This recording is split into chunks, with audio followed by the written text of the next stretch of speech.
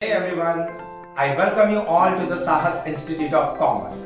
देखो आज के सेशन के अंदर हम लोग स्टार्ट कर रहे हैं हमारा एक new chapter and that is accounting for share capital. तो सबसे पहले हम हमारे इस चैप्टर का कुछ इंट्रोडक्शन देखेंगे ताकि इसके बेसिस अगर क्लियर हो तो हम इस चैप्टर के अंदर डिटेल कॉन्सेप्ट को अच्छे से समझ पाएंगे।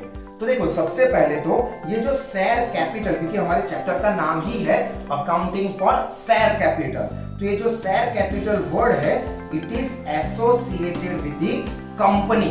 कंपनी एक तरह का फॉर्म ऑफ बिजनेस है। अगर मैं आपको थोड़ा सा प्रीवियस रिकॉल करवाऊं तो जब कोई सिंगल पर्सन बिजनेस को मैनेज करता है तो उसको हम कहते हैं sole proprietorship form of business.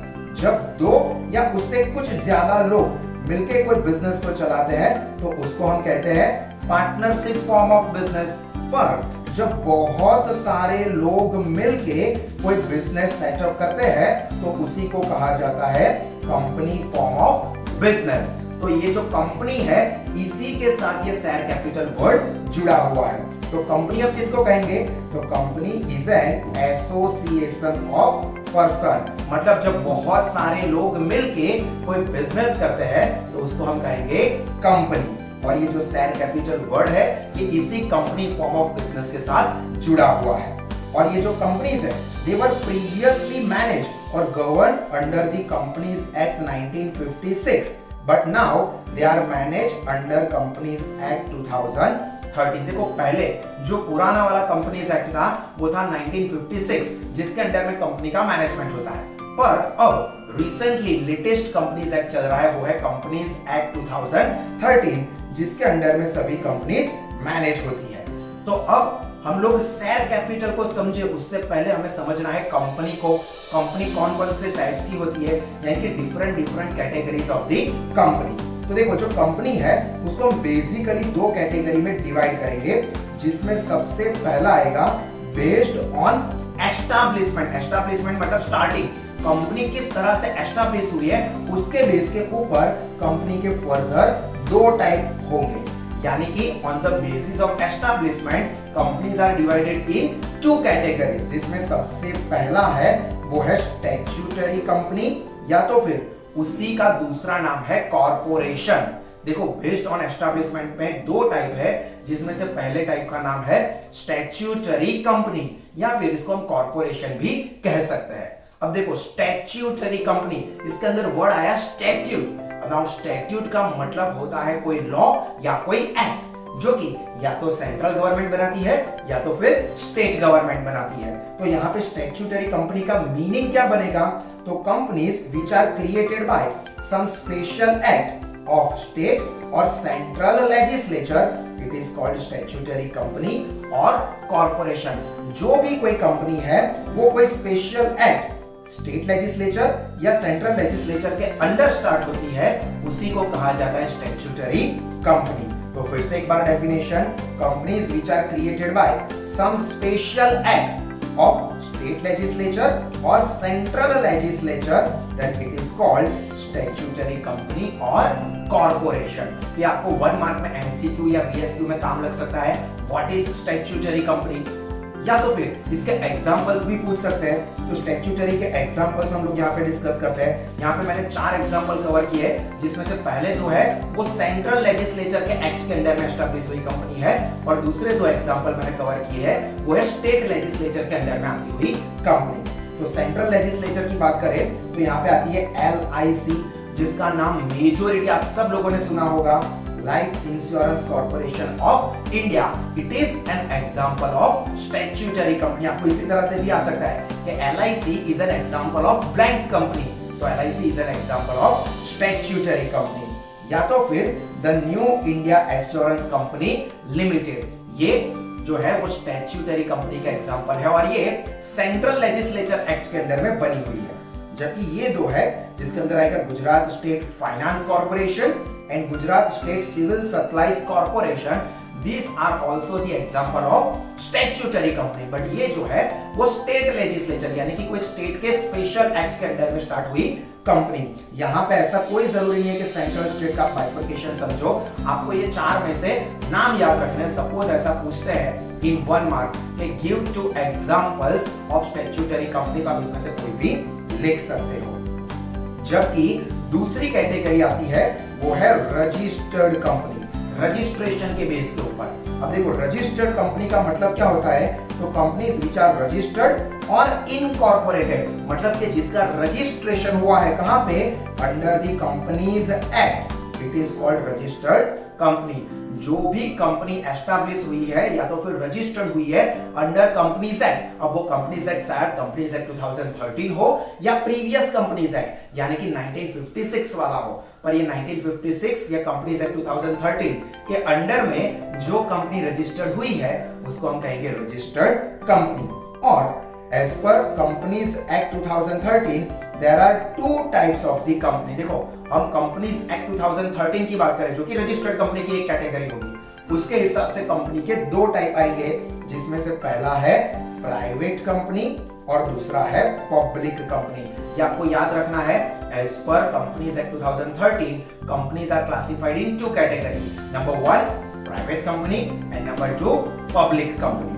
अब हम इन दोनों कंपनी के बारे में इंडिविजुअल स्टडी लेते हैं। इसके अंदर से काफी सारे पॉइंट ऐसे हैं जो आपको शॉर्ट क्वेश्चन के लिए काफी इंपॉर्टेंट रहेंगे। तो देखो सबसे पहला है हमारा प्राइवेट कंपनी। तो किसको हम प्राइवेट कंपनी कहेंगे, तो companies which bye it's article, article का मतलब होता है AOA, आर्टिकल ऑफ एसोसिएशन। ये आपको पता होगा 11th स्टैंडर्ड में पढ़ के आए हैं, एक MOA होता है और दूसरा होता है AOA यानी कि आर्टिकल ऑफ एसोसिएशन, जो कंपनी के मैनेजमेंट के इंटरनल रूल्स एंड रेगुलेशन को प्रेजेंट करता है। तो हम प्राइवेट कंपनी उसको कहेंगे जिसके आर्टिकल ऑफ एसोसिएशन में क्या किया गया होगा, number 1 restrict the right to transfer its share, मतलब कि इसके जो शेयर है वो किसी और को ट्रांसफर नहीं हो सकते। फॉर एग्जांपल मिस्टर ए जो है उन्होंने साहस प्राइवेट लिमिटेड एक कंपनी है उसके शेयर खरीदे हैं, अब वो शेयर अपने मिस्टर ए मिस्टर पी को सेल करना चाहते हैं, तो यहाँ पे मिस्टर ए अपने शेयर मिस्टर पी को सेल नहीं कर सकते, restrict the transfer of share. देखो अगर मिस्टर ए के पास शेयर है पर वो अपने शेयर मिस्टर पी को ट्रांसफर या सेल करना चाहते हैं तो वो यहाँ पे नहीं कर सकते, बिकॉज प्राइवेट कंपनी के आर्टिकल ऑफ एसोसिएशन में ऐसा करने पे रोक लग जाती है। Then second condition is limit the maximum number of members up to 200। ये याद रखना, प्राइवेट कंपनी के अंदर मैक्सिमम नंबर ऑफ मेंबर्स हो सकते हैं 200, कम से कम होंगे 2 और मैक्सिमम हो सकते हैं 200। मतलब अगर 200 से ज्यादा मेंबर हो जाते हैं तो उसको हम प्राइवेट कंपनी नहीं कह सकते। एंड तीसरी कंडीशन है प्रोहिबिट्स यानी कि stop the general public to subscribe its share, मतलब कि इस कंपनी के शेयर सब्सक्राइब करने के लिए, सब्सक्राइब यानी कि परचेज करने के लिए हम जनरल पब्लिक को इनवाइट नहीं कर सकते, वो सिर्फ हम लोग हमारी पहचान वाले कॉन्टैक्ट्स, फ्रेंड्स, रिलेटिव्स इनके बीच में ही शेयर डिस्ट्रीब्यूट कर सकते हैं। तो देखो प्राइवेट कंपनी के लिए 3 कंडीशन आई जो कंपनी के AOA में मेंशन होगी, जिसमें पहली क्या हुई कि restrict the right to transfer the share, second maximum number of members shall not exceed 200, and third prohibit the general public to subscribe, that means to purchase the share, उसको हम कहेंगे प्राइवेट कंपनी। अब private company के अंदर कुछ और basic information भी है कि private company must have minimum 2 members. देखो मैक्सिमम लिमिट हमने देखी कि मैक्सिमम मेंबर्स हो सकते हैं प्राइवेट कंपनी में 200, पर मिनिमम कितने होने चाहिए, तो मिनिमम होने चाहिए 2। और कंपनी के अंदर जो कम से कम डायरेक्टर्स होते हैं, डायरेक्टर्स यानी कि वो लोग जो कंपनी का मैनेजमेंट करते हैं, तो ये डायरेक्टर्स कम से कम कितने होने चाहिए, 2। तो याद रखना मिनिमम नंबर ऑफ मेंबर्स भी 2 होंगे और मिनिमम डायरेक्टर्स भी 2, जबकि मैक्सिमम नंबर ऑफ मेंबर्स हो सकते हैं 200। दूसरी कंडीशन है कि the word private limited must be added at the end of the name of the company, company के नाम के एंड पे कंपलसरी प्राइवेट लिमिटेड वर्ड इसको ऐड करना ही पड़ेगा, तो ही हम उसको प्राइवेट कंपनी कह सकते हैं। फॉर एग्जांपल साहस इंडस्ट्रीज प्राइवेट लिमिटेड, इसके पीछे प्राइवेट लिमिटेड वर्ड को ऐड करना कंपलसरी है। और एक और इंफॉर्मेशन है जो कि कंपनीज एक्ट 2013 से एक new form of company start हुई है, वो है OPC, जिसका फुल फॉर्म है वन पर्सन कंपनी, मतलब सिर्फ एक पर्सन भी कंपनी फॉर्म कर सकता है। और ये जो ओपीसी है it is also a type of private company, private company की ही एक कैटेगरी में आई है ओपीसी।